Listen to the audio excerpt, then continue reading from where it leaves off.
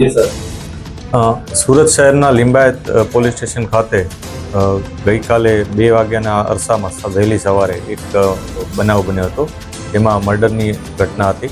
આ બનાવ અનુસંધાને પોલીસે તત્કાલ ત્યાંથી જે ઘટના બની હતી ત્યાંની વિગતો ચકાસવાની શરૂ કરી અને તરત જ જે ગણતરીના કલાકોમાં જે આરોપીઓ હતા એને આઈડેન્ટિફાઈ કરી અને એને પકડી પાડ્યા છે. આ આરોપીઓમાંથી એકનું નામ ભગવાન મંગલુ સ્વાઈન છે અને બીજાનું નામ છે દીપક કુમાર સરજુ પ્રસાદ સિંહ. આ 2 આરોપીઓની પોલીસે ધરપકડ કરી છે. આ ઉપરાંત અન્ય 2 આરોપીઓ પણ આમાં સંડોવાયેલા છે. એમાંથી સ્થળ ઉપર મારનાર તરીકે અન્ય એક વ્યક્તિ અબરાર લસ્સી કરીને છે, પોલીસ હજી એને શોધી રહી છે. આ ઉપરાંત ચોથો વ્યક્તિ અશફાક કરીને છે. આમાં મૂળ જેનું કહી શકાય એ અશફાક છે કે અશફાકનો ઝઘડો જે મરણ જનાર છે એના સાથે થયો હતો અને એ ઝઘડા અનુસંધાને અશફાકના મિત્રો હતા. તો આ લોકોએ નક્કી કરેલ કે આને કઈ ને કઈ રીતના પાઠ ભણાવવો છે એ પ્રકારની માનસિકતા સાથે એ લોકો આવ્યા હતા. ત્યાં જઈ અને એના સાથે આવી રીતના મારામારીનો બનાવ કરી અને એની હત્યા નિપજાવી હતી. આ બનાવ અનુસંધાને પોલીસે અન્ય જે 2 આરોપીઓ છે એની પણ ધરપકડની અત્યારે પ્રક્રિયા ચાલુ છે.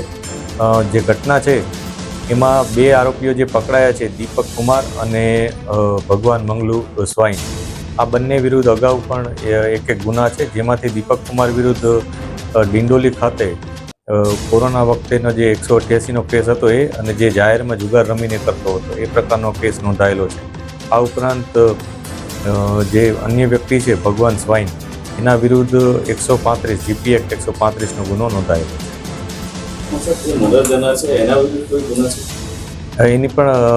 એના વિરુદ્ધ પણ કેટલાક ગુનાઓ છે, એની તપાસ અત્યારે ચાલુ છે.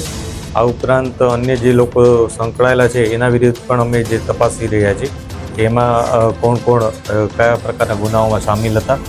અને બીજી એક વસ્તુ એ છે કે આમાં જે લોકો ચોથાનું નામ આપે છે અશફાક, એને પણ એવિડન્સ અમે વેરીફાઈ કરી રહ્યા છીએ કે ખરેખર એ ઇન્વોલ્વ હતો, કઈ રીતના ઇન્વોલ્વ હતો, એ લોકોના જે વાતચીત થઈ હતી એ વાતચીત અમે તપાસી રહ્યા છીએ અને એ મુજબ જે પણ એવિડન્સ મળશે એ મુજબ કાર્યવાહી કરવામાં આવશે.